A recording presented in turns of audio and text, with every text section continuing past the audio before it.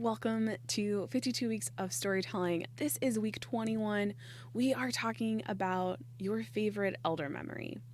Now, it's important to know that this can really be anything. I'll jump more into what the guideposts are and everything else farther along in this video. Feel free to check out the chapters, skip around if you'd like, and check everything out. So I want to explain to you what 52 Weeks of Storytelling actually is.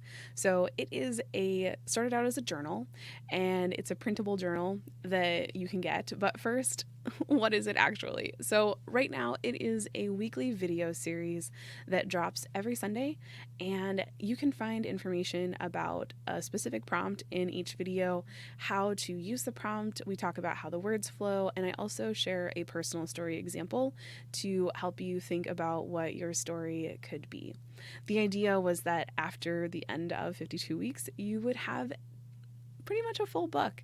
I know that there are a few people writing their memoirs based on these story prompts, which is just makes my heart just so happy.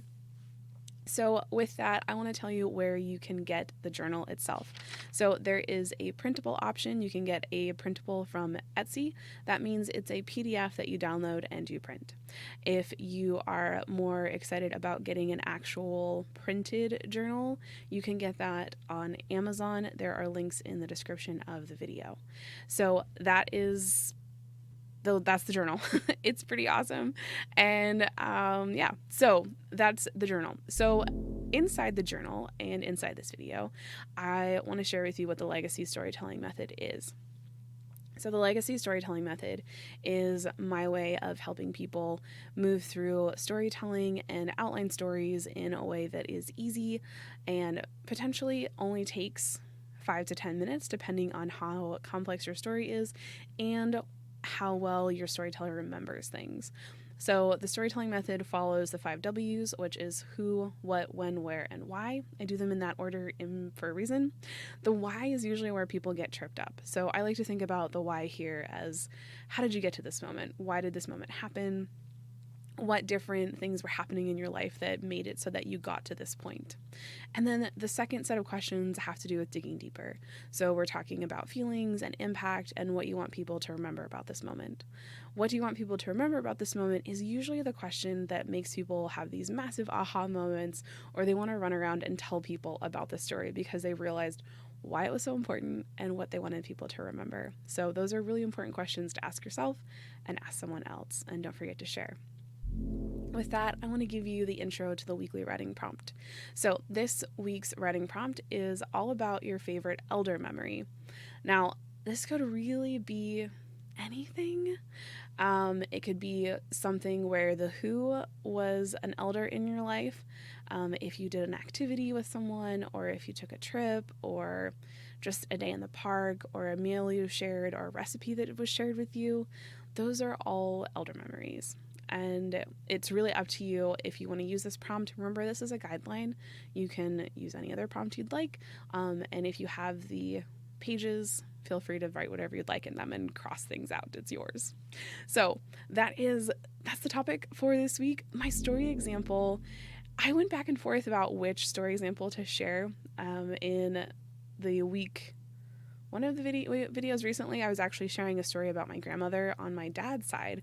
So I thought today I would share a story with you about my mom's dad. So my mom's dad, my grandfather, my maternal grandfather, he died last year. So right now I'm going to date this video.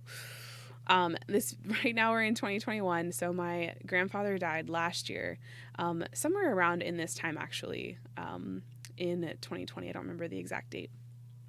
But so the memory I want to share with you has to do with him. So one of the things, there's a couple of really cool memories. So one of the memories that I've been teasing my kids about has to do with him calling waffles awful waffles. And that's been coming up because we've been talking about maps and orienteering and directions. And I know directions by never eat sake waffles, which I guess is regional, but anyways, I digress. So my grandfather would always say when we would come over, and sometimes we would stay with them, we would usually ask, I would always ask for waffles, and my grandmother would make waffles in the waffle maker and everything, and he'd always say, "Why do you want those awful waffles?" And I say, "They're not awful, Grandpa." And he'd say, "Yes, they are. Oh, maybe not." And it was a thing.